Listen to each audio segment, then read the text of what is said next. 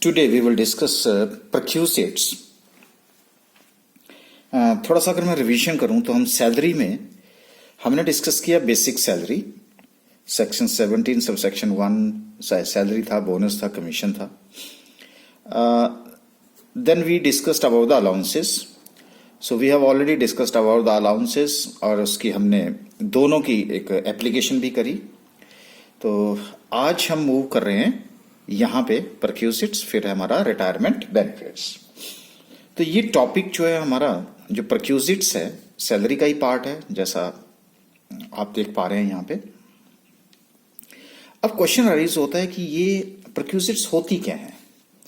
अगर मैं आपको एक सिंपल एक लेमैन की लैंग्वेज में बात करूं और थोड़ा सा पीछे के साथ इसको कनेक्ट करने की कोशिश करूं तो this is a substitute of allowances. याद करिए आपको कि जो अलाउंसेस थे वो किस फॉर्म में मिल रहे थे आपको. कैश फॉर्म में मिल रहे थे ना, मॉनेटरी बेनिफिट्स थे ना. एक तरह से क्या किया जाता था, कैश प्रोवाइड किया जा रहा था आपको. अगर मैं सिंपल बात करूं तो मैं एक और आपसे शेयर करने की बात करता हूं. देखिए आप यहां पे हैं और एम्प्लॉयर जो है आपको क्या दे रहा है, ये एम्प्लॉयर है और वो आपको दे रहा है कैश. ठीक है जी, ये आपके पास एम्प्लॉयर है, एम्प्लॉयर ने आपको क्या दिया, कैश. ये आपके पास आ गया एम्प्लॉयर और ये हैं आप एम्प्लॉय. और अब एम्प्लॉयर ने एम्प्लॉय को क्या दिया जी, कैश दिया. कैश से आपने क्या किया सर, कैश से हमने क्या खरीदी सर, सर्विसेज खरीदी. जैसे सर आपने कहा जी कि मैं किराए के मकान में रहूंगा, तो आपको यहां पे क्या दिया गया, in the form of allowances आपको क्या दिया गया, एचआरए. लो जी, एचआरए फॉर्म में आपको कैश दिया. आपने क्या किया, उस कैश से जाकर के अकोमोडेशन हायर की ना जी. मतलब घर किराए पे लिया कि नहीं लिया, बात क्लियर हो गई. उसी तरह से मान लीजिए कि अगर आपको कैश दिया गया और कहा गया कि ये लो जी सर्वेंट अलाउंस, तो कैश फॉर्म में दिया. फिर आपने क्या किया, उस कैश से एक सर्वेंट की सर्विसेज को किराए पे लिया. तो अल्टीमेटली आपने क्या किया कि जो कैश आपको प्रोवाइड किया गया था in the form of the allowances, उससे आपने क्या करी, सर्विसेज प्रोवाइड करी. अब यहां पे इंप्लॉयर क्या बोल रहा है, अब आपको यहां पे इंप्लॉयर बोलता है कि मैं आपको कैश नहीं दूंगा. ठीक है जी बात. अब मैं आपको कैश नहीं दूंगा, मैं आपको ना डायरेक्ट, ये लो, मैं आपको डायरेक्ट सर्विसेज ही प्रोवाइड कर दूंगा, आपको चिंता नहीं है. यानी कि यहां पे ये मतलब हुआ कि आपको हाथ में कैश नहीं दिया जाएगा, लेकिन अगर आप जो चाहोगे वो मिल जाएगा, तुम्हारी पूरी इच्छा पूरी कर दी जाएगी. अब जैसे वो कहता है कि आपको अब कैश नहीं दूंगा, लेकिन मैं आपको ना एक घर प्रोवाइड करके दे दूंगा. तो बताइए आप घर प्रोवाइड किया, उसको क्या बोलते हैं, अकोमोडेशन प्रोवाइड करके दी. पहले आपको दिया जा रहा था कि लो जी अब मैं आपको ये कैश दे रहा हूं, उससे आपने सर्वेंट की सर्विसेज को हायर कर लेना है. अब वो क्या कह रहा है, जाइए, कहते जाइए आपके घर में नौकर मैं रखता हूं. ठीक है. इससे पहले आपको क्या दिया जा रहा था, आपके बच्चों को पढ़ाने के लिए हम क्या दे रहे थे, चिल्ड्रन एजुकेशन अलाउंस दे रहे थे. आप कैश लेते थे और बच्चों को जो था वो स्कूल की जो फीस होती थी आप पेमेंट करते थे.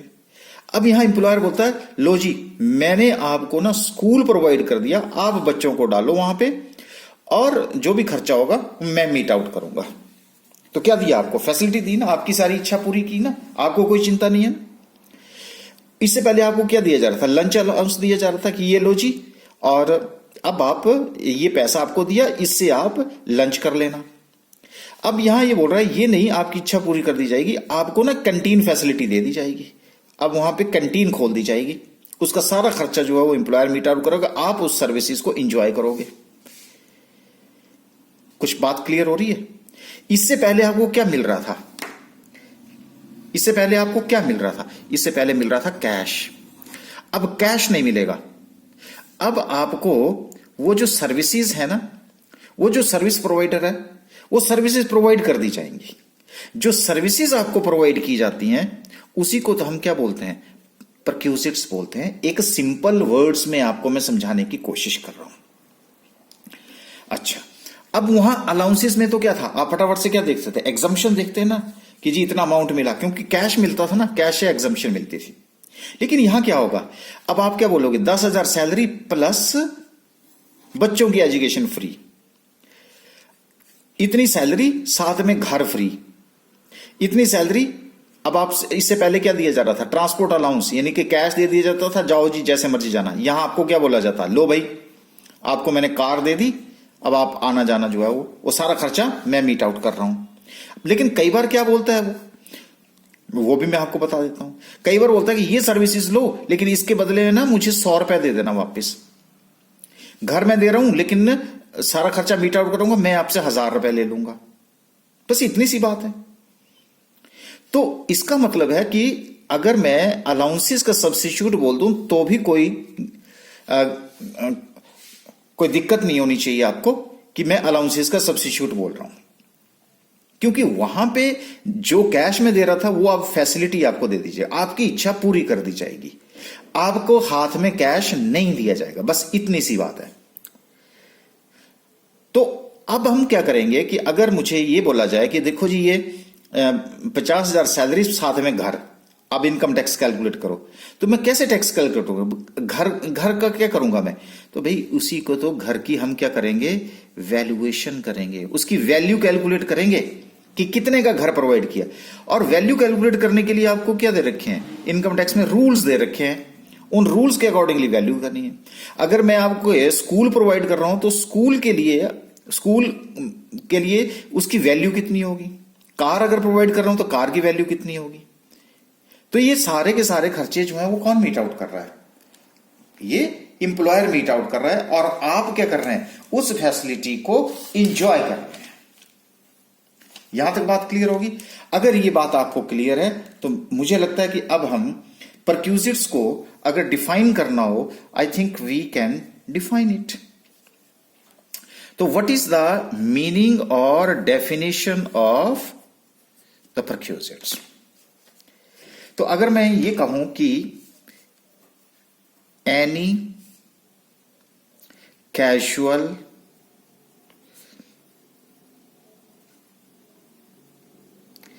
अमूलमेंट बोल लो, फीस बोल लो, कोई भी नाम दे दो, प्रॉफिट बोल लो। अब मैं थोड़ा थोड़ा टेक्निकल बात करना शुरू करूं। बेनिफिट, क्योंकि एमिनिटी बोल सकते हैं, बेनिफिट अटैच्ड टू एंड, देखो या तो ऑफिस के साथ होगा या फिर आपकी पोजीशन के साथ होगा। अब ऑफिस, मान लीजिए कि आपको ये बोला जाता है कि अगर फलां ऑफिस में आप काम करोगे तो उसके साथ आपको ये मिलेगा। पोजीशन, मान लो आपको बोला गया कि आप डिप्टी कमिश्नर हो तो डिप्टी कमिश्नर को गाड़ी मिलेगी, बंगला मिलेगा, फलां मिलेगा। उस तरह से प्राइवेट सेक्टर में आपको बोला कि डायरेक्टर, अगर आप उस पोस्ट को होल्ड करते हैं तो आपको ये फैसिलिटीज भी मिलेंगी। क्लियर हो गया जी? यहां पे तो वो किसके साथ अटैच है? या तो ऑफिस के साथ अटैच है या पोजीशन के साथ है। और इन addition to salary or wages. फिर डायरेक्टली और इनडायरेक्टली, जैसे भी हो सकता है। अच्छा, कैश में भी और इन काइंड, कई जगह पे आपको कैश की बात होगी, इसलिए मैंने कैश और काइंड दोनों लिख दिया। वैसे तो मोस्टली ये काइंड में दिया जैसे फैसिलिटी दी गई है। और साथ में जो है ना, एक बात आपसे क्लियर करना चाहता हूं कि ये अनऑथराइज्ड बेनिफिट नहीं होना चाहिए।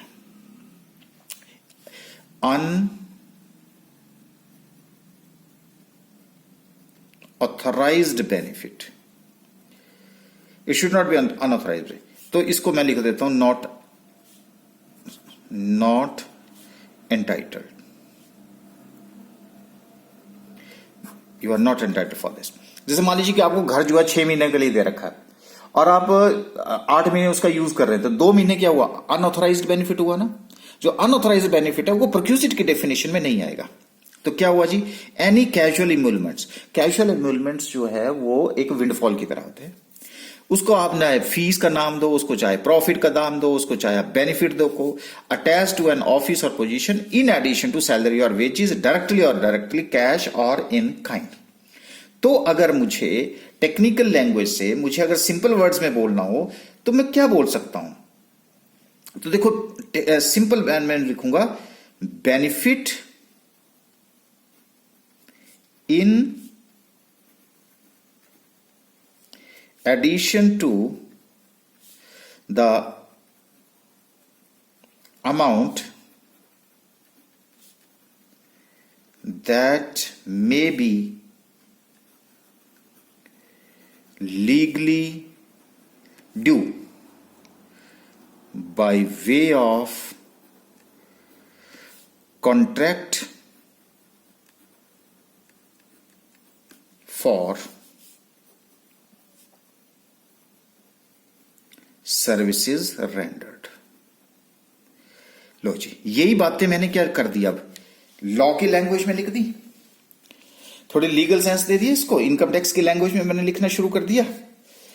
अच्छा, कुछ एक ना मैं आपको प्रपोजिशन बता रहा हूं जो कि you have to always keep in mind. सो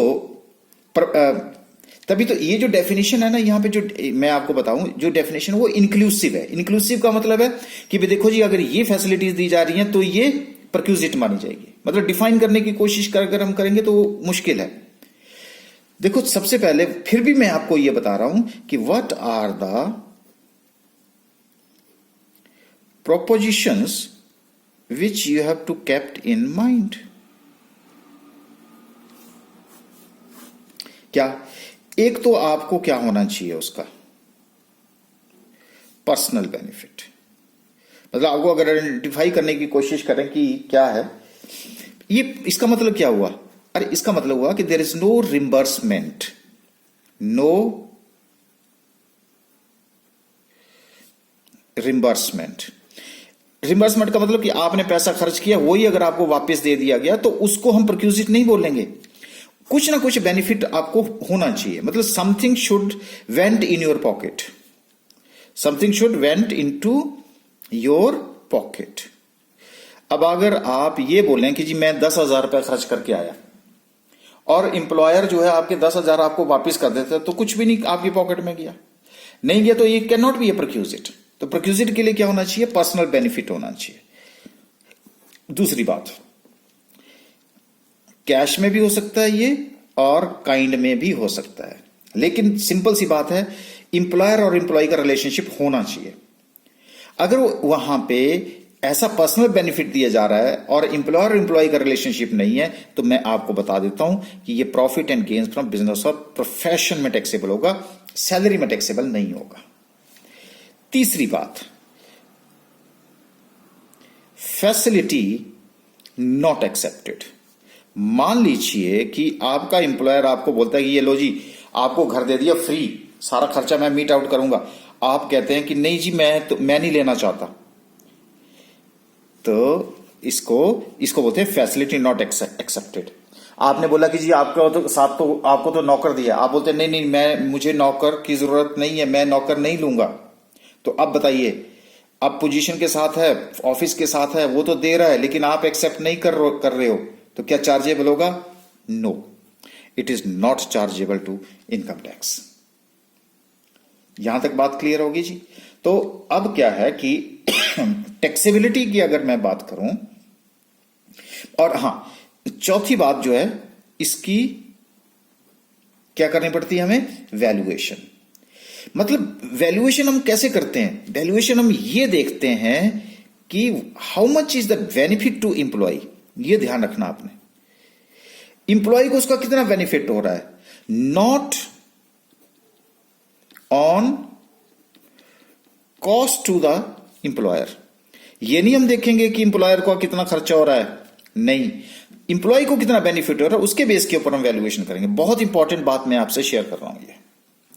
तो कईयों को ये होता है कि जी एम्प्लॉयर जितना खर्चा होता है उतनी वैल्यूएशन होगी, नहीं, जितना उसका बेनिफिट होगा वहां पे होगा। अच्छा, उसके बाद बात करता हूं मैं टैक्सेबिलिटी की।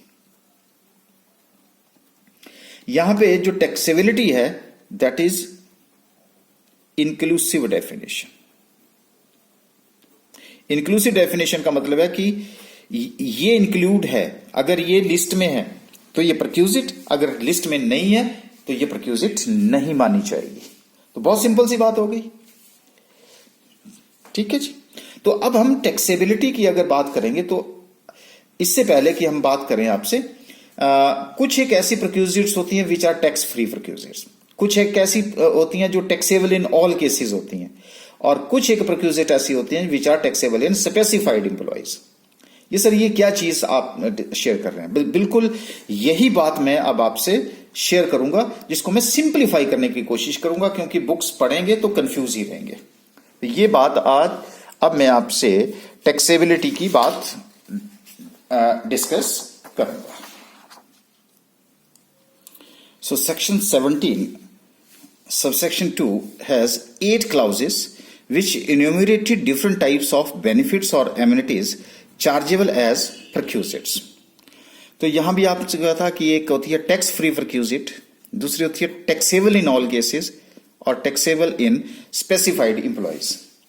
तो ये क्या हुआ कि बिल्कुल ये क्लियर करने की कोशिश करूंगा। देखिए यहां पे हम क्या करेंगे कि ये जो एम्प्लॉइज होते हैं ना, अब थ्योरेटिकली तो हमें आपको बताना पड़ेगा ना, लेकिन प्रैक्टिकली अगर आप बताऊं तो आज के जमाने में, आज की डेट में ये दोनों जो है वो टैक्सेबल होते हैं।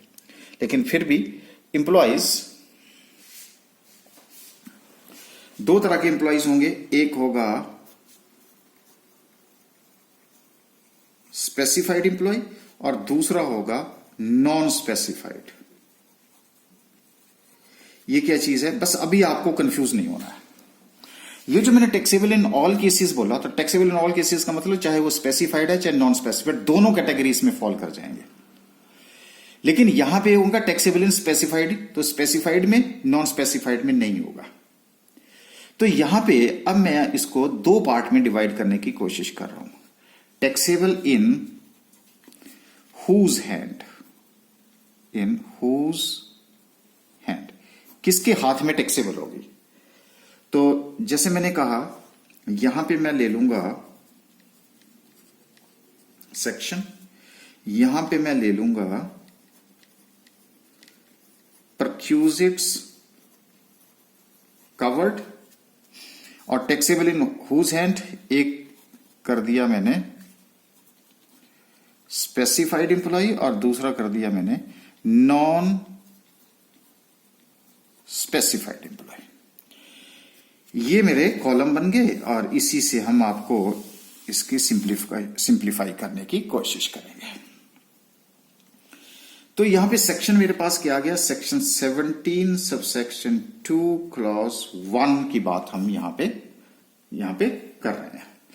तो सेक्शन 17 सबसेक्शन 2 क्लॉज 1 में हमारे पास क्या कह रहा है, इसको बोलते हैं हम, बहुत इंपॉर्टेंट है, rent free accommodation provided by employer।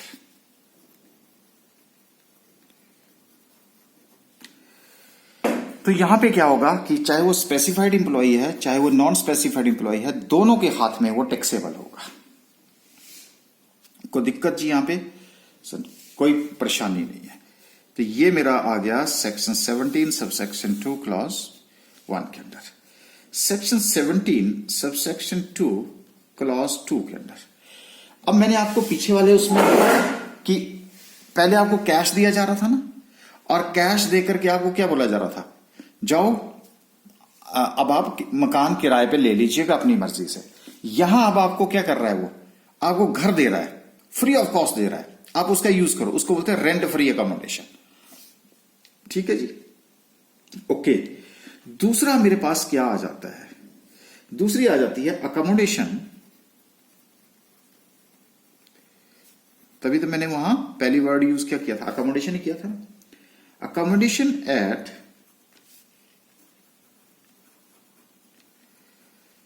Concessional rent, rate लिख देता हूं, concessional rate provided by employer. अब आपको क्या किया जा रहा है, यह भी यहां से बता देता हूं। पहले वाला है, मान लीजिए कि हमने इसकी वैल्यू कैलकुलेट करी, यहां लिख देता हूं कीजिए, इसको घर दिया है, उसकी हम रूल पढ़ेंगे ना, अब आपको बताएंगे इसकी कि कैसे वैल्यूएशन करते हैं। मान लेता हूं कि इसने वैल्यूएशन आ गई मेरी 14,000, कि जी 14,000 इसकी वैल्यूएशन आती है। यहां पे क्या किया जा रहा है, हम इंप्लॉयर कहता है लो जी आपको घर तो दे दिया, लेकिन मैं इसके लिए मैं सिर्फ आपसे क्या लूंगा, 2,000 रुपए लूंगा। अब बताओ जी, 14,000 की अकोमोडेशन आपको कितने में दी, 2,000 में दी, तो कंसेशन कितने का दिया, 12,000 का कंसेशन दिया। तो वो जो कंसेशन है, तभी आपको मैंने क्या कहा था आपको कि आपके पॉकेट में जाना चाहिए, तो 12,000 का बेनिफिट आपके पॉकेट में जा रहा है, इसलिए इसको कंसेशन बोला जाता है। तो इसकी वैल्यूएशन सिंपल होती है, जब हमारे पास ये वैल्यूएशन आ जाती है तो उसमें से कितना पैसा जो है इंप्लॉई से कवर किया जा रहा है, रिकवर किया जा रहा है, उतना हम माइनस कर देते हैं और ये सेकेंड अकोमोडेशन की वैल्यू हमारे पास आ जाती है। मुझे लगता है ये भी आपको क्लियर हो गया। ये भी स्पेसिफाइड इंप्लॉई और नॉन स्पेसिफाइड इंप्लॉई दोनों के केस में जो है वो टैक्सेबल होता है। सेक्शन 17 सबसेक्शन 2 क्लॉज 3 के अंदर जो है, यहां पे एनी फ्री और कंसेशनल बेनिफिट और एमिनिटी प्रोवाइडेड बाय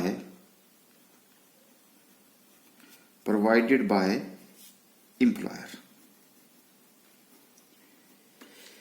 मतलब यहां पे बेनिफिट और एमिनिटी और फैसिलिटी जो प्रोवाइड की जा रही है, that is provided by the employer. तो उस केस में अगर तो वो पर्सन स्पेसिफाइड होगा तो टैक्सेबल होगी, अगर नॉन स्पेसिफाइड होगा तो टैक्सेबल नहीं होगी। This is only the difference. अब आप सर ये क्या क्या हो सकती है, मैं आपको यहां पे बता देता हूं। जैसे ए, कार फैसिलिटी। अब आप बोलेंगे सर स्पेसिफाइड, आप वेट करिए, मैं आपको डिटरमाइन करूंगा कि स्पेसिफाइड और नॉन स्पेसिफाइड क्या होते हैं। लेकिन ये थ्योरेटिकल है, आजकल प्रैक्टिकल देखें तो सारे टैक्सेबल होते हैं, ये अप्लाई नहीं होता, लेकिन हमें पढ़ना तो पड़ेगा ना, कैसे होगा वो प्रूव करूंगा। तो एक मैंने क्या बताया, कार फैसिलिटी। बी बता देता हूं, जैसे सारी बातें मैंने पहले भी डिस्कस करी आपको, डोमेस्टिक सर्वेंट। सारा खर्चा कौन मीट आउट करेगा, ये करेगा ना। वो कहता है कार दे दो, वो कहता है तू घर ऑफिस जो है लेट आता है, इसलिए तेरे को घर के लिए मैंने क्या कर दिया, नौकर दे दिया, बस तू टाइमली घर आ, तो सर्वेंट प्रोवाइड कर दिया। फिर उसको बोला गया कि देख तेरा टाइम जो है ना गैस अरेंज करने के लिए दिया जाता है, तो मैं तेरे को गैस भी फ्री में दूंगा, बिजली, इलेक्ट्रिसिटी एंड ये लिख देता हूं वाटर। इसके सारी जो फैसिलिटी है वो कौन दे रहा है, इंप्लॉयर दे रहा है।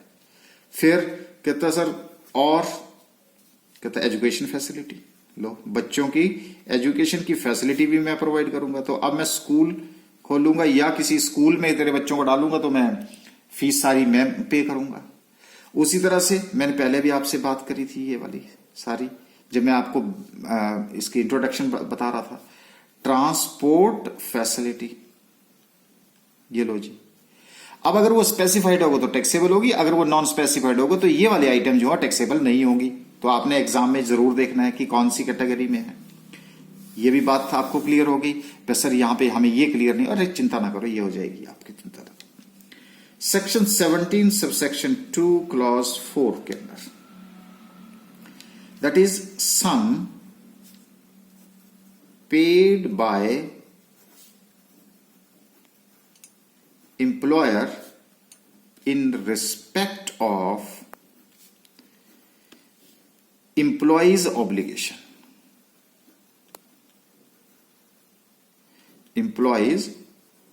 ऑब्लिगेशन। सर ये क्या चीज हो गई? अरे बहुत सिंपल है, बस ऊपर वाले के साथ ही आपको इसका कनेक्शन दे देता हूं।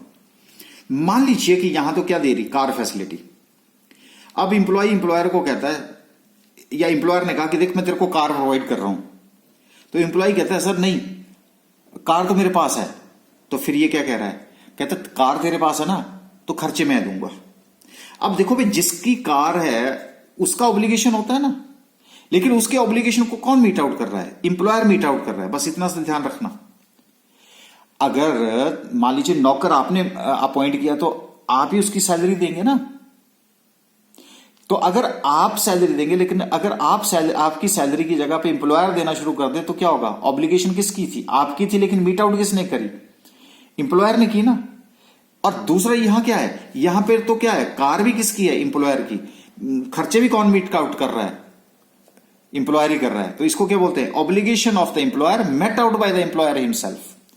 इंप्लॉयर की ही लाइबिलिटी थी, इंप्लॉयर ही मीट आउट कर रहा है। यहां क्या है, यहां इंप्लॉय की लाइबिलिटी थी, लेकिन इंप्लॉयर प्रोवाइड कर रहा है। तो डिफरेंस देखो, यहां सर्वेंट की अपॉइंटमेंट किसने की? इंप्लॉयर ने। तो सैलरी भी कौन देगा? इंप्लॉयर। लेकिन इसने क्या कहा सर, उसने कहा कि जिस नौकर तो मेरे घर में है, तो उसने बोला ठीक है कोई बात नहीं, तो तनख्वाह मैं उसकी मैं दूंगा। तो क्या हुआ, जिसने अपॉइंटमेंट किया होता है उसकी लाइबिलिटी होती है, लेकिन लाइबिलिटी उसकी कौन मीट आउट कर रहा है? इंप्लॉयर मीट आउट कर रहा है। मुझे लगता है अब आपको क्लियर हो गया होगा। तो क्या हो गया, sum paid by employer in respect of employees obligation. तो ये भी दोनों के केस में जो है वो टैक्सेबल होंगे। ओके, उसके बाद आ जाइए सेक्शन 17 सबसेक्शन 2 क्लॉज 5 के अंदर, that is sum paid by employer, मैं आपको सिंप्लीफाई करके लिखूंगा यहां पे, इन respect of employees life insurance और एनओटी। पेंशन की तरह होती है एनओटी भी। अब यहां पे इंश्योरेंस किसकी करवाई जा रही है? इंप्लॉय ने कराई है। लेकिन इंप्लॉयर क्या बोल रहा है, कहता इंश्योरेंस तेरे नाम है, सब कुछ तेने खरीदा है, कोई बात नहीं, तेरा प्रीमियम का अमाउंट मैं दूंगा। बताइए आप पॉकेट में गया उसके कि नहीं गया? तो क्या बन गया, बोलो, परक्यूजिट बनी कि नहीं बनी? परक्यूजिट बन गई। उसी तरह से सेक्शन 17 सबसेक्शन 2 और क्लॉज 6 के अंदर इंप्लॉय स्टॉक ऑप्शन प्लान, आपको इशू ऑफ शेयर्स में हमने बताया था ESOP बोलते हैं इसको, या स्वीट इक्विटी शेयर्स बोलते हैं। अरे स्टॉक ऑप्शन स्कीम के अंडर अगर आपको 10 रुपए का शेयर जो है वो अगर 8 रुपए में मिल रहा है, तो आपको शेयर वो स्वीट लगेगा कि नहीं लगेगा? उस तरह से जो मार्केट में शेयर का प्राइस ज्यादा मिल रहा है, आपको आपका एम्प्लॉयर कम पे दे रहा है, 10 रुपए का 7 रुपए देगा, तो 3 रुपए का आपको बेनिफिट हो रहा है कि नहीं हो रहा है? तो वो भी क्या बनता है? परक्यूजिट। दोनों के केस में टैक्सेबल होगा। Section 17 subsection 2 clause 6, section 17 subsection 2 clause 7 के अंदर contribution to approved superannuation fund in excess of ₹1,50,000। ध्यान रखना इसका। अगर आप सुपर एनुएशन होता है रिटायरमेंट का फंड, तो आफ्टर रिटायरमेंट, तो उसके लिए अगर मान लो आप हर साल कंट्रीब्यूट 1.5 लाख से ऊपर अगर आप कर रहे हैं, तो इन एक्सेस ऑफ ₹1,50,000, जो कि कौन मीट आउट कर रहा है? इंप्लॉयर मीट आउट कर रहा है। तो आपकी पॉकेट में गया, तो उसके आपके बिहाफ के ऊपर कौन दे रहा है? इंप्लॉयर दे रहा है। दोनों के केस में टैक्सेबल होगा। Okay, section 17 subsection 2 clause 8, that is value of other fringe benefits.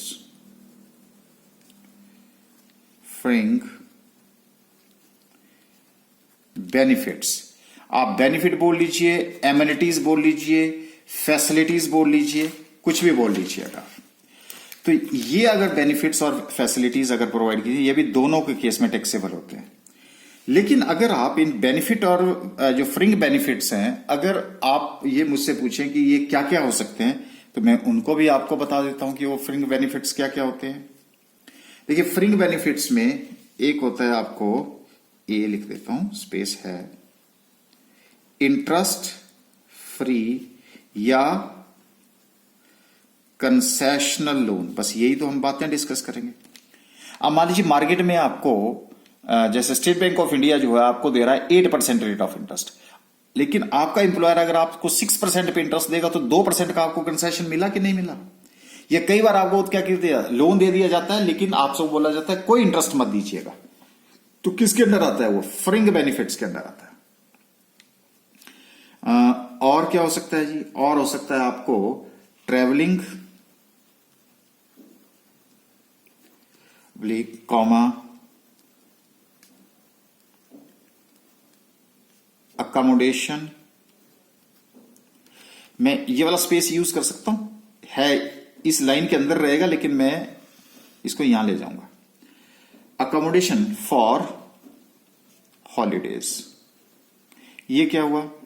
आपको पता है कि कई एम्प्लॉयर ने टूरिस्ट प्लेसेस के ऊपर हॉलीडे होम्स बनाए होते हैं, वहां पे एम्प्लॉय को रिफ्रेश करने के लिए वो वहां भेज देता है और उसको बोला जाता है कि जितना भी सारा खर्चा है वो मैं मीट आउट करूंगा।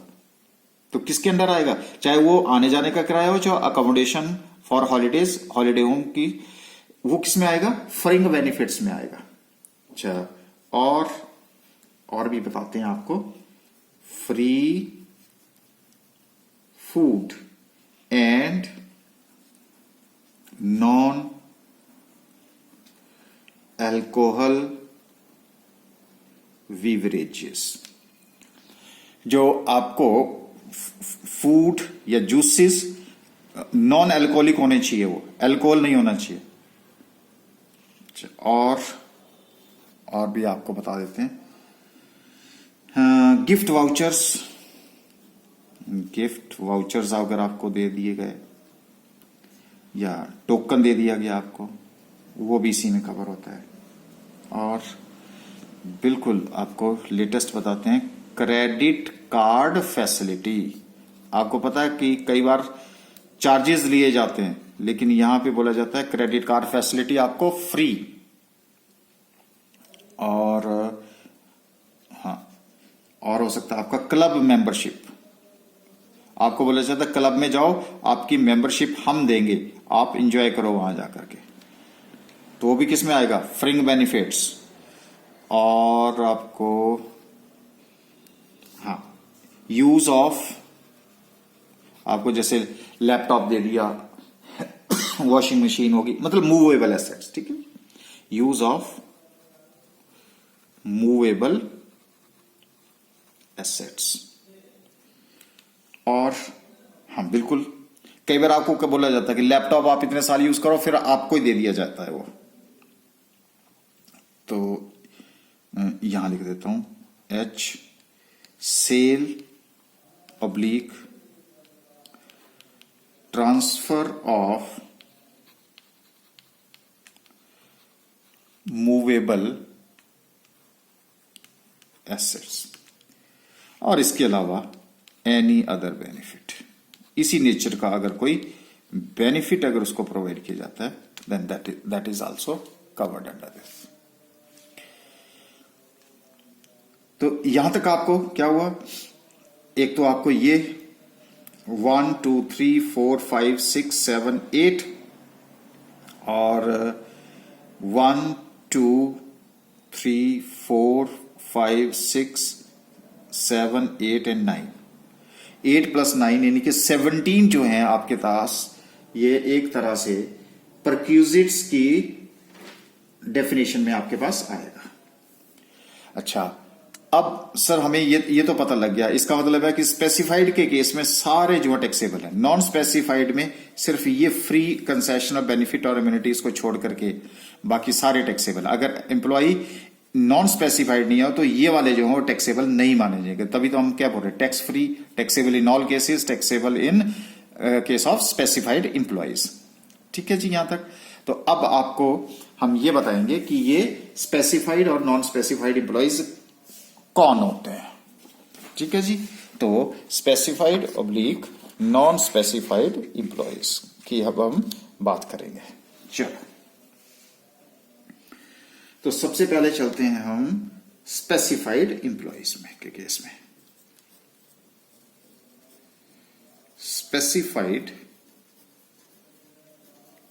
एम्प्लॉयज, ये स्पेसिफाइड एम्प्लॉय क्या होता है। अब आप देखेंगे कि थ्योरेटिकली ज्यादा होगा। और सबसे पहले तो कौन होता है स्पेसिफाइड एम्प्लॉय। मान लीजिए कि आप बीकॉम करने के बाद ए डायरेक्टर, अगर आप डायरेक्टर हैं तो समझ लीजिए कि आप स्पेसिफाइड एम्प्लॉय हैं। और डायरेक्टर के साथ लिख देता हूं मैं, एम्प्लॉय होना चाहिए एज ए डायरेक्टर, चाहे आप फुल टाइम हैं चाहे आप पार्ट टाइम हैं।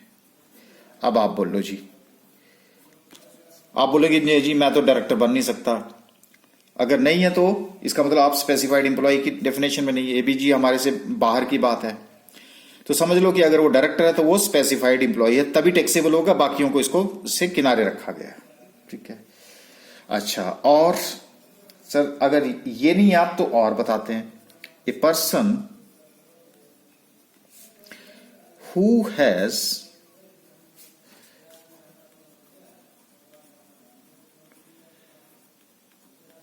substantial interest in the company। Sir ये क्या चीज होती है सबसे सब्सटेंशियल इंटरेस्ट। सिंपल लैंग्वेज में बताऊं, ऐसा शेयर होल्डर जिसके पास 20% से ज्यादा का वोटिंग राइट है। लो जी, मतलब ज्यादा प्रभाव है उसका। सर 20%, अरे जिसमें मिलियन बिलियन में जिस कंपनी की कैपिटल होती है उसका 20% का मालिक होना भी बहुत रेयर बात है। सर हम तो इस कैटेगरी में भी नहीं आएंगे। हाँ, तो वही कह रहा था मैं आपसे। तो पर्सन हुए से सब्सटेंशियल इंटरेस्ट, यानी कि जिसका पास उस कंपनी का मालिकाना हक कितना है 20%, उसी के पास उसके पास क्या होगा, वोटिंग राइट होगा। It means the person who is, उसको हम बेनिफिशियल ऑनरशिप बोलते हैं। The beneficial ownership of equity share carrying 20% और more of the voting right, उसको हम बोलते हैं सब्सटेंशियल इंटरेस्ट। क्लियर होगी जी बात यहां पे। सर इस कैटेगरी में भी नहीं आए हम, तो मैंने बता ही रहा था। अच्छा, थर्ड वन इज एम्प्लॉय। अब हम कहते हैं सर हाँ बिल्कुल हम एम्प्लॉय हो सकते हैं। एम्प्लॉय किसके लिए, above provisions do not apply।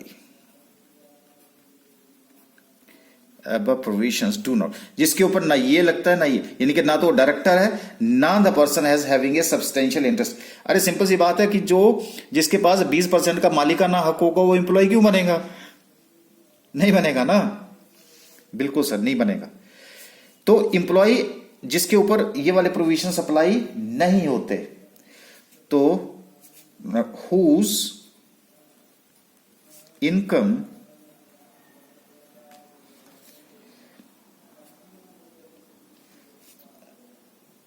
taxable under the head salaries, बिल्कुल हम इसमें फॉल कर सकते हैं। इंक्लूडिंग मॉनेटरी पेमेंट्स, सारी जितनी भी हैं monetary payments, but excluding non monetary. कई बार आप इसी में कंफ्यूज होते हैं, एग्जामिनर आपको यही कंफ्यूज कर देता है कि क्या इंक्लूड होगा क्या एक्सक्लूड होगा। excluding non-monetary benefits, monetary benefits, amenities, facilities, and after deductions. कौन सी डिडक्शंस? जो सर हमारे पास सेक्शन 16 के अंदर आती हैं। 6, ठीक है, जो क्या है, स्टैंडर्ड डिडक्शन है, टैक्स ऑन एम्प्लॉयमेंट है और एंटरटेनमेंट अलाउंस है। Exceed 50,000 rupees. लो जी, उस पर्सन, ऐसा कोई एम्प्लॉई जिसकी salary monetary benefits, non monetary benefits को छोड़ करके जिसका अमाउंट 50,000 रुपए, कितना, पर एनम, एक साल में जिसका सैलरी का इनकम 50,000 से ज्यादा होगा, उसको हम स्पेसिफाइड एम्प्लॉय बोलेंगे।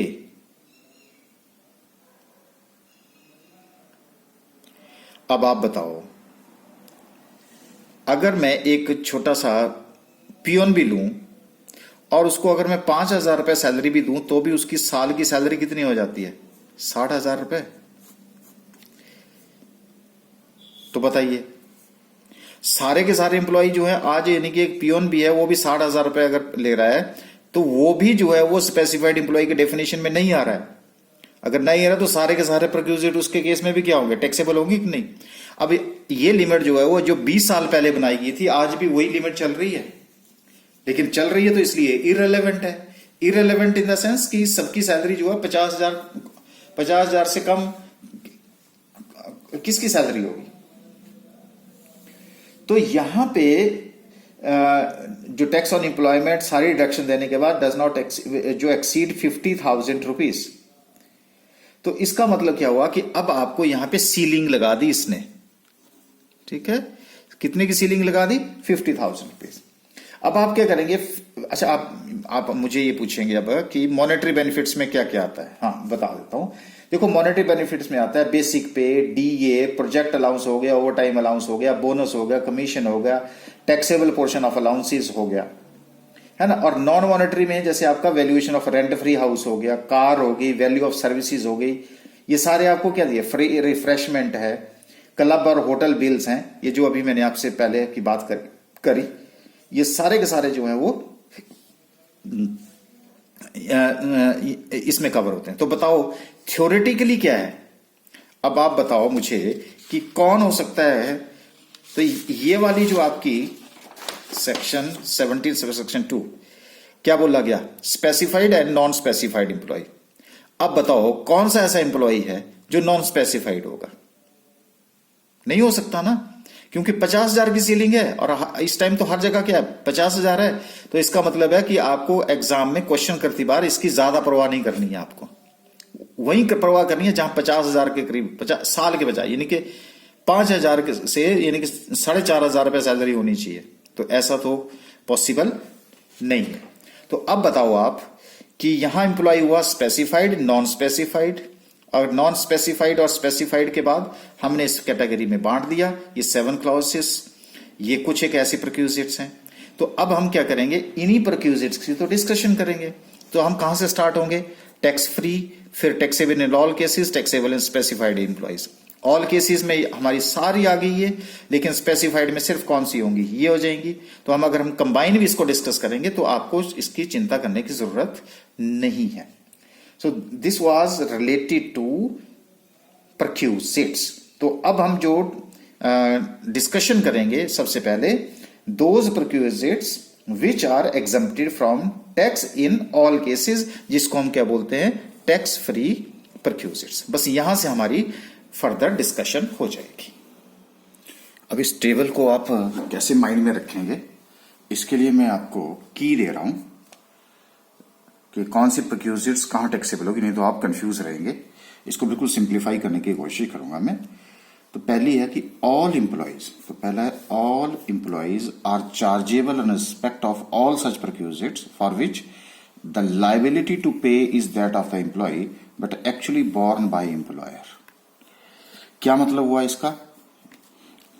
ये बात मैं आपसे डिस्कस कर रहा हूं। इसका मतलब है, अगर मैं सिंपल लैंग्वेज में इसको लिखूं तो लिखूंगा मैं liability of employee borne by employer taxable in all cases। देखो ये पहला शॉर्ट बना दिया मैंने, अभी मैं आपसे बात करता हूं। उसके बाद if legal liability to pay for any benefit or amenity provided to employee falls on employer, then provided to employee free of services, only specified employees chargeable to tax. क्या मतलब हुआ ये देखिए, अभी liability of employer met by employer himself,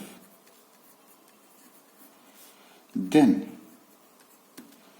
facility is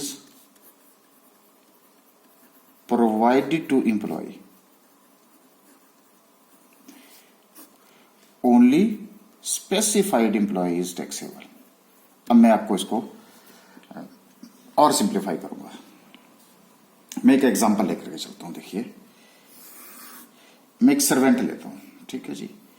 servant, पहला case लेता हूं कि सर्वेंट की अपॉइंटमेंट जो है,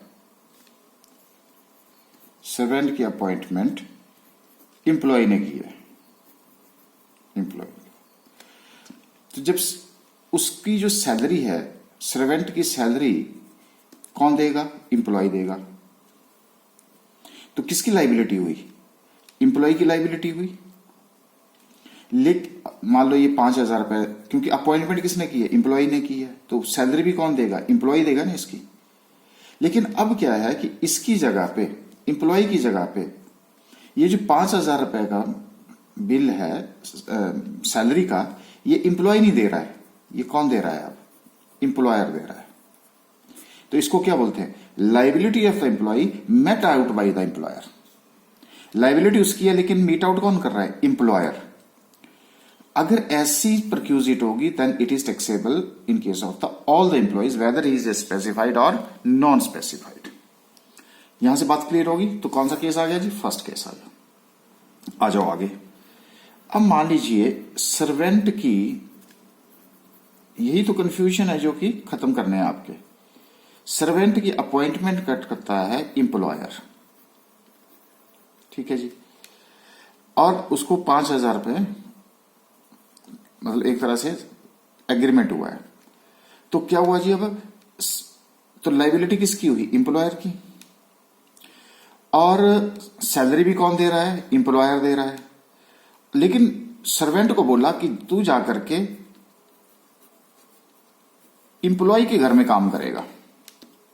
अब बताओ ये क्या हुआ? Liability of the employer met out by the employer himself. अपनी लाइबिलिटी खुद मीट आउट कर रहा है, सिर्फ फैसिलिटी किसके घर में प्रोवाइड कर रहा है? एम्प्लॉय के घर में प्रोवाइड कर रहा है। तो उस केस में ये टैक्सेबल होगा स्पेसिफाइड एम्प्लॉय। क्लियर है जी बात? अब मैं आपको एक और एग्जांपल देता हूं। मान लीजिए इलेक्ट्रिसिटी बिल है, इलेक्ट्रिसिटी बिल आता है। तो हम कैसे आइडेंटिफाई करेंगे कि ये स्पेसिफाइड और नॉन स्पेसिफाइड में टैक्सेबल होगा? सिंपल है, आप देख लीजिए किसके नाम मीटर है। अगर एम्प्लॉय के नाम में मीटर है और उसका खर्चा जो है वो बिल जो है वो एम्प्लॉयर पे कर रहा हो, तो समझ लो फर्स्ट कैटेगरी में फॉल कर गया, क्योंकि जिसके नाम बिल है उसी की लाइबिलिटी होगी। और अगर बिल जो एम्प्लॉयर के नाम है और बिल एम्प्लॉयर ही पे कर रहा है और फ्री ऑफ कॉस्ट उसको बोला जा रहा है कि तेरे घर में जो है बिजली की फैसिलिटी प्रोवाइड की जा रही है, तो उस केस में क्या होगा? स्पेसिफाइड एम्प्लॉय होगा। उस तरह से गैस है, ये ज्यादा कंफ्यूज करेंगे आप। अब आप देखिए कि गैस किसके नाम है, किसके नाम कनेक्शन है। जिसके नाम कनेक्शन होगा उसकी लाइबिलिटी होगी। फिर देखिए कि कौन मीट आउट कर रहा है, जो मीट आउट। तो यहां पे सिर्फ फर्क इतना ही है कि अगर बिल इसके नाम होगा और एम्प्लॉयर उसको पे कर रहा है, तो क्या होगा? Liability of the employee borne by employer. है लाइबिलिटी एम्प्लॉय की, बॉर्न कौन कर रहा है? एम्प्लॉयर। यहां लाइबिलिटी भी एम्प्लॉयर की है, बॉर्न भी एम्प्लॉयर कर रहा है, लेकिन सिर्फ फैसिलिटी प्रोवाइड की जा रही है। क्लियर है जी? तो ये दो पॉइंट आपने अपने माइंड में जरूर रखने हैं कि liability of the employee met out by the employer taxable in all the cases, liability of the employer met out by the employer himself taxable only in case of specified employee. तो ये दो की जो है वो unlock करने के लिए आपको दे दी गई।